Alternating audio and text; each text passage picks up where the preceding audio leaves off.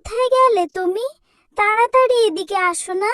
দেখো দেখো, আমাদের পুকুরে কত সুন্দর ডিমের গাছ হয়েছে, আর গাছেও কত কত ডিম ধরে। কোথায় গিয়েছিলি রে মা? সেই কখন থেকে তোর জন্য ভাত বেড়ে বসে আছি। কিরে মায়া, তুই ভাত খাবি না? মা, তুমি আমার জন্য কি রান্না করেছো? আমার জন্য ডিম ভেজেছো? আমি ডিম ভাজা ছাড়া ভাতই খাবো না। রোজ রোজ এই আলু মাখা দিয়ে ভাত খেতে আমার একদম ভালো লাগে না। তুমি তো জানো আমার ডিম অনেক পছন্দ, আর আমি ডিম ছাড়া ভাতই খেতে পারি না।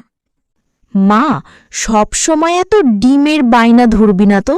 ঘরে কি এত টাকা আছে যে তোকে আমি রোজ রোজ ডিম ভেজে খাওয়াবো? ভাত রান্না করেছি, আর এই আলু মাখাটুকু দিয়ে সুন্দর করে ভাত খেয়ে নে তো। না মা, ডিম ভাজি না করে দিলে আমি ভাতই খাবো না। তুমি আমাকে আগে ডিম ভাজি করে দাও, তারপর আমি ভাত খাবো। না হলে ডিম ভাজি ছাড়া আমি ভাতই খাবো না। তুমি আমাকে ডিম ভাজি করে দাও না মা। সব সময় এত জেদ ধরতে নেই রে মা। আমার কাছে তো আর এত টাকা নেই যে তোকে আমি রোজ রোজ ডিম ভাজি করে দেব। মানুষের বাড়িতে কাজ করে যে কয়টা টাকা পাই, সেই টাকা দিয়ে তো চাল আর ডালই কিনতে পারি না রে মা। আর ডিমের তো অনেক দাম। এখন তুই এই আলু মাখাটুকু দিয়ে ভাতটা খেয়ে নে রে মা। না মা, রোজ রোজ এই আলু মাখা দিয়ে ভাত খেতে আমার একদম ভালো লাগে না। তুমিই খাও এই আলু মাখা দিয়ে ভাত। তোমার কাছে টাকা নেই, তাহলে তো আমার না খেয়েই থাকলেই হয়। কোথায় যাচ্ছিস রে মা? না খেয়ে যাস না রে মা, ভাতটুকু তো খেয়ে যা। এই মেয়েটাকে নিয়ে আমি আর পারি না। আমার কাছেও তো টাকা নেই যে ওকে আমি একটা ডিম এনে খাওয়াবো। দেখি বাকিতে একটা ডিম পাই কিনা।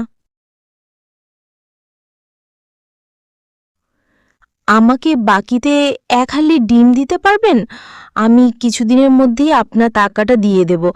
আমার মেয়েটা যে ডিম দিয়ে ভাত খাবে বলে জেদ করে বাড়ি থেকে চলে গেছে। এক হালি ডিম দিলে আমার বড্ড উপকার হতো। আরে লিসা, এভাবে বাকিতে আমি তোকে ডিম দিতে পারবো না। এমনি ডিমের অনেক দাম। তারপর আমি যদি তোকে বাকিতে ডিম দিই, আমার বউ আমাকে আচ্ছা করে পিটুনি দেবে। যা যা, আর বায়না করিস না তো। টাকা দিলে আমি তোকে ডিম দিতে পারবো। বাঘ মহাশয়, আপনি আমার সাথে এরকম ব্যবহার কেন করছেন? আমার স্বামী বেঁচে থাকতে তো আপনাদের সকলেরই অনেক উপকার করেছে। লাগবে না আপনার ডিম। আমি টাকা নিয়ে আপনার কাছ থেকে ডিম কিনে নেব। আমার স্বামী পৃথিবীতে নেই বলে আমার সাথে এত অবহেলা করছেন? চলে যাচ্ছি আমি, লাগবে না আমার ডিম। আরে যা যা, এসেছে বাকিতে ডিম নিতে, আবার এসে বড় বড় কথা। আরে মায়া, সেই কতক্ষণ ধরে তোকে খুঁজছি আমি। তুই এখানে একা একা বসে বসে কি করছিস বলতো? এই রুমা, জানিস আমার মনটা না আজ অনেক খারাপ। মা আমাকে প্রতিদিন আলু মাখা দিয়ে ভাত খেতে দেয়। আমার রোজ রোজ এই আলু মাখা দিয়ে ভাত খেতে একদম ভালো লাগে না। তাই তো আমার মনটা এত খারাপ। আমার যে ডিম ভাজি দিয়ে ভাত খেতে অনেক ভালো লাগে। ও, এই ব্যাপার।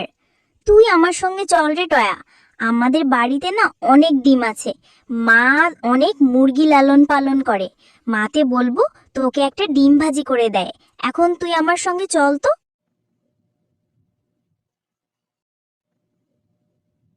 মা, ও মা, দেখো আমি টয়াকে আমার সঙ্গে নিয়ে এসেছি। টয়াকে একটা ডিম ভাজি করে দাও না। টয়া সারাদিন কিচ্ছু খায়নি। টয়া যে ডিম ভাজি ছাড়া ভাতই খেতে পারে না। একটা ডিম ভাজি করে দাও না মা। এই রুমা, এক হালি ডিমের দাম কত জানিস? এত টাকার ডিম আমি টয়াকে খাইয়ে দেব ফ্রিতে? কেন রে বাপু, আমার এত কিসের ঠেকা পড়েছে? যা যা, টয়া বাড়ি চলে যা। এজন্যই তোকে বলি আমি ঝুমা, এসব গরিবদের সাথে মিশতে না। থাক কাকিমা, আমার ডিম লাগবে না। আমি ডিম ছাড়াই ভাত খেয়ে নেব। আর আমি তো ঝুমার কাছে কোনো ডিম খেতে চাইনি। ঝুমাই তো আমাকে জোর করে নিয়ে এসেছে। আচ্ছা আচ্ছা, ঠিক আছে। তুই যদি এখন আমার উঠানটা ঝাড়ু দিয়ে দিস তাহলে আমি তোকে একটা ডিম দেব। মাজা ব্যথার কারণে 2-3 দিন যাবৎ উঠানটা ঝাড়ু দিতেও পারছি না। মায়া, তুই কোথায় গিয়েছিলি রে মা? আমি তোকে কত জায়গায় খুঁজেছি। ভাত বেড়ে বসে আছি, আর সেই সকালে তুই না খেয়ে বেরিয়েছিস। এখন তো সন্ধ্যা হয়ে গিয়েছে, আর এটা তোর হাতে কি? কি এটা? কেমন ঝাঝালো গন্ধ আসছে।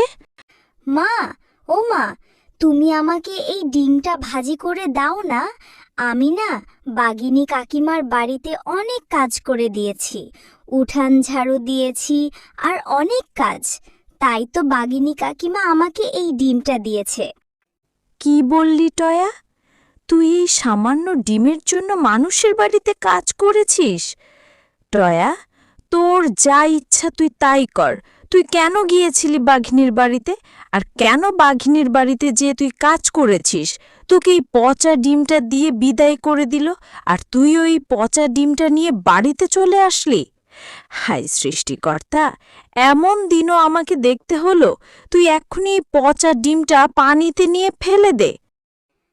আমি তো ভালো ডিমই এনেছিলাম, মা তাহলে আমার সঙ্গে রাগ করেছে কেন? ও, বুঝেছি, আমি অন্যের বাড়িতে কাজ করেছি দেখে। যাই, আমি এই ডিমটা নিয়ে ফেলে দেব। মা, ও মা, কোথায় গেলে তুমি? তাড়াতাড়ি এদিকে আসো না। দেখো দেখো, আমাদের পুকুরে কত সুন্দর ডিমের গাছ হয়েছে, আর গাছেও কত কত ডিম ধরেছে। এতগুলো ডিম কোথা থেকে এলো মা, বলো তো? আরে মায়া, তুই তো সত্যি কথাই বলেছিস। এদিকে ডিমের গাছ? তা আমাদের পুকুরে এই ডিমের গাছ কোত্থেকে এলো? কালকে পর্যন্ত তো এই ডিম গাছের কোনো সিটি ফোটাও দেখিনি। ভালোই হলো, এখন থেকে আমাদের আর কোনো অভাব থাকবে না, আর তুইও রোজ রোজ ডিম ভাজি দিয়ে ভাত খেতে পারবি। নিশ্চয়ই আল্লাহ তাআলা আমাদের ওপর দয়া করেছে রে মা। হ্যালো বন্ধুরা, গল্পটি ভালো লেগে থাকলে চ্যানেলটি সাবস্ক্রাইব করে দাও এবং পাশে থাকা বেল আইকনটিতে প্রেস করে আমার পাশেই থাকো। ধন্যবাদ।